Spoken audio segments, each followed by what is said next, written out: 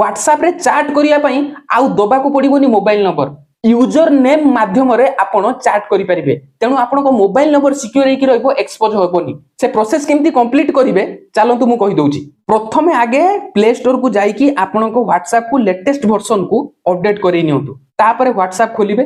right side upper corner रे जो तीनटा डॉट अछि सेठी क्लिक करंतु तापरे सेटिंग रे क्लिक करंतु वर्तमान तळे देखंतु लेखाई थिबो अकाउंट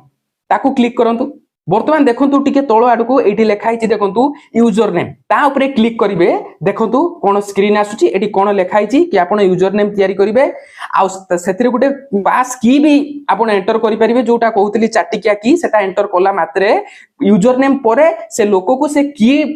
इनपुट देले जाय कि आपण को से चैट करि परिवे मने रखंतु आपण ए जो की चाटिकिया की आ यूजर नेम ताकू केते बेले भी बदलै परिवे जदि आपण भाबु जदि को लोको आपण को